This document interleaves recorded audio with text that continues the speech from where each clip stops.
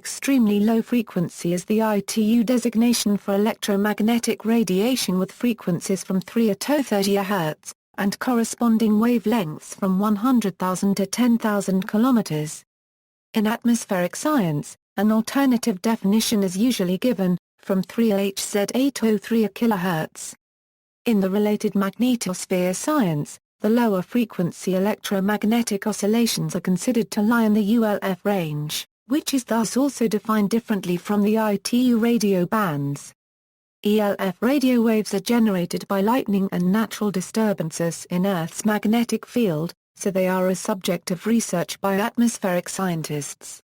Because of the difficulty of building antennas that can radiate such long waves, ELF frequencies have been used in only a very few man-made communication systems.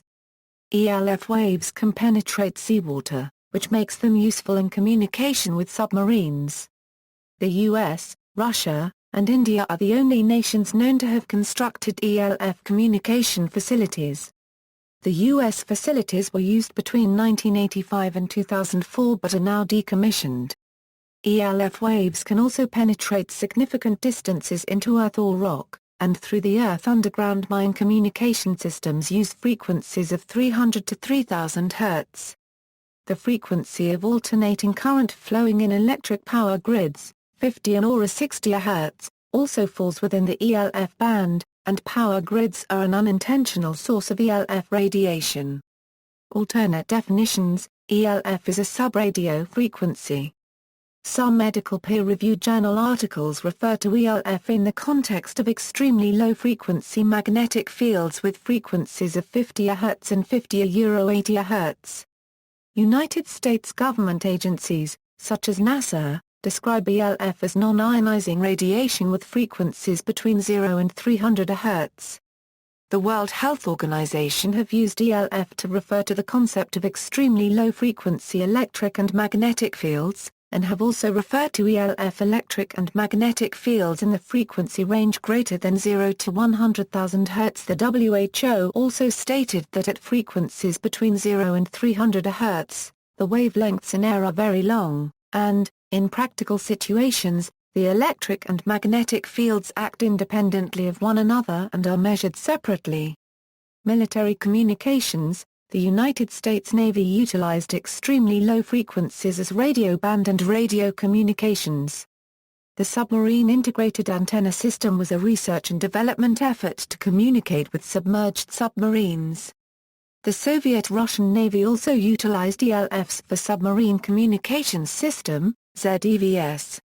The Indian Navy has an operational ELF communication facility at the INS Kattabomman Naval Base to communicate with its Orion-class and Akula-class submarines. Explanation: because of its electrical conductivity, seawater shields submarines from most higher-frequency radio waves, making radio communication with submerged submarines at ordinary frequencies impossible. Signals in the ELF frequency range, however, can penetrate much deeper. Two factors limit the usefulness of ELF communications channels: the low data transmission rate of a few characters per minute and, to a lesser extent, the one-way nature due to the impracticality of installing an antenna of the required size on a submarine.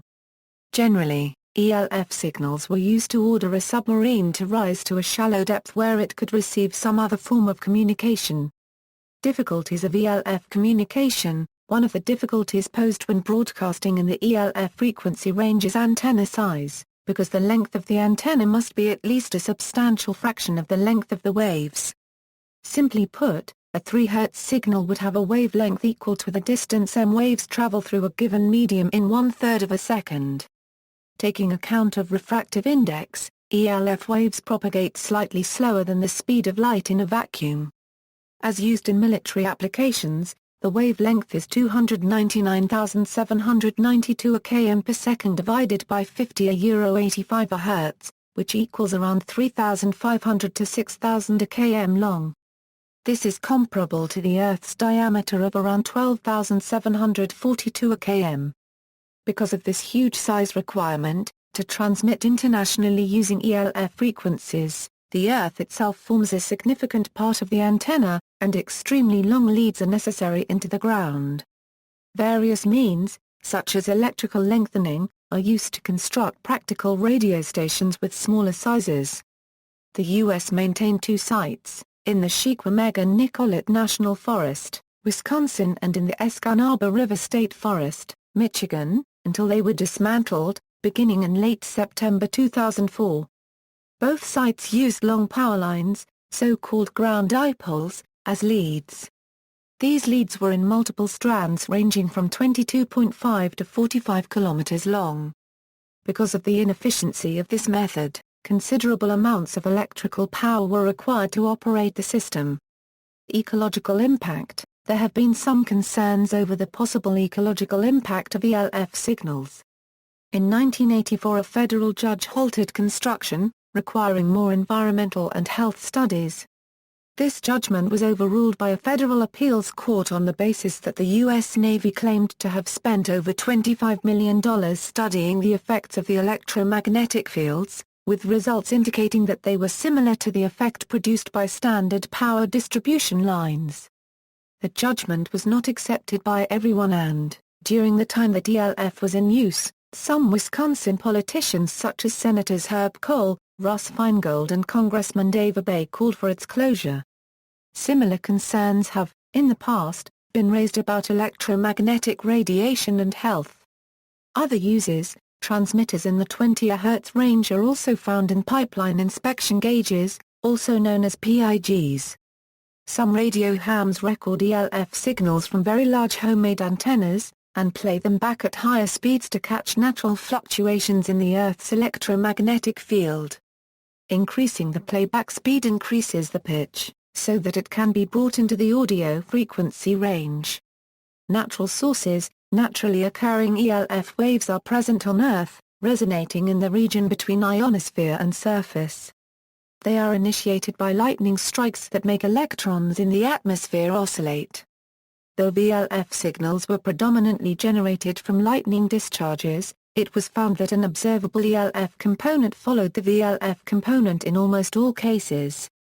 The fundamental mode of the Earth ionosphere cavity has the wavelength equal to the circumference of the Earth, which gives a resonance frequency of 7.8 Hz.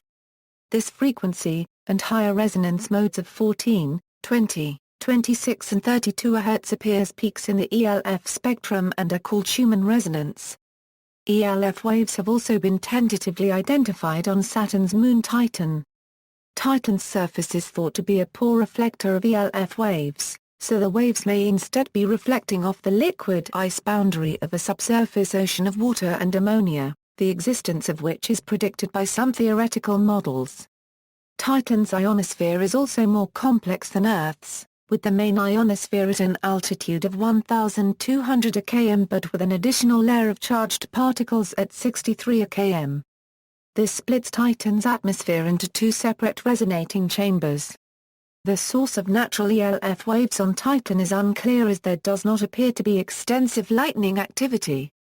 Huge ELF radiation power outputs of 100,000 times the Sun's output in visible light may be radiated by mantas. The pulsar in the Crab Nebula radiates powers of this order at the frequency 30 Hz.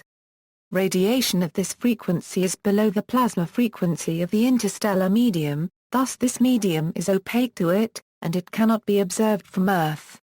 Exposure. In electromagnetic therapy and electromagnetic radiation and health research, electromagnetic spectrum frequencies between 0 and 100 Hz are considered extremely low-frequency fields. Since the late 1970s, questions have been raised whether exposure to ELF electric and magnetic fields within this range of frequencies produces adverse health consequences. In October 2005, WHO convened a task group of scientific experts to assess any risks to health that might exist from exposure to ELF electric and magnetic fields in the frequency range greater than 0 to 100,000 Hz in regards to childhood leukemia. There are established biological effects from acute exposure at high levels that are explained by recognized biophysical mechanisms. External ELF magnetic fields induce electric fields and currents in the body which, at very high field strengths, cause nerve and muscle stimulation and changes in nerve cell excitability in the central nervous system. Health effects related to short-term, high-level exposure have been established and form the basis of two international exposure limit guidelines. At present, these bodies consider the scientific evidence related to possible health effects from long-term, low-level exposure to ELF fields insufficient to justify lowering these quantitative exposure limits. The long-term, low-level exposure is evaluated as average exposure to residential power frequency magnetic field above 0.3 to 0.4 micron T, and it is estimated that only between 1% and 4% of children live in such conditions. A common source of ELF fields in the United States is 60 Hz electric and magnetic fields from high-voltage electric power transmission lines and secondary distribution lines, such as those found in residential neighborhoods. The International Agency for Research on Cancer has evaluated the scientific data and has classified ELF magnetic fields as being possibly carcinogenic to humans. IARC based this classification on the following: human health population studies showing weak evidence of an association with childhood leukemia, and a large database of laboratory study results showing inadequate evidence of an association with cancer in animals. In summary, when all of the studies are evaluated together, the evidence suggesting that EMFs may contribute to an increased risk of cancer is very weak.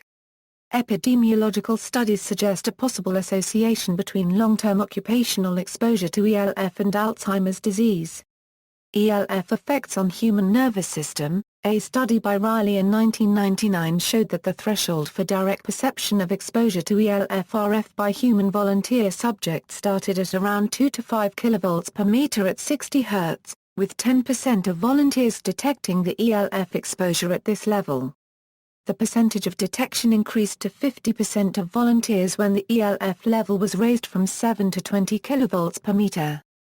5% of all test subjects considered the perception of ELF at these thresholds annoying.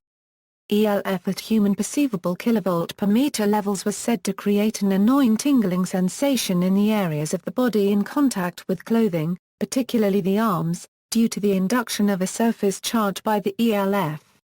7% of volunteers described the spark discharges as painful where the subject was well insulated and touched a grounded object within a 5 kV per meter field.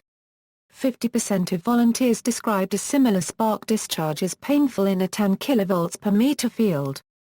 Patents: Tanner, R.L., U.S. Patent 3,215,937, Extremely Low Frequency Antenna, 1965, Hansel, Clarence W., U.S. Patent 2,389,432, Communication System by Pulses Through the Earth, Altshuler, U.S. Patent 4,051,479, ELF Vertical Dipole Antenna Suspended from Aircraft, see also, Communication with Submarines, Electromagnetic Spectrum, Ground Dipole, List of Initialisms, Schumann Resonance, Skin Effect, TACAMO. Wood-Encliffe Tower, References, Notes.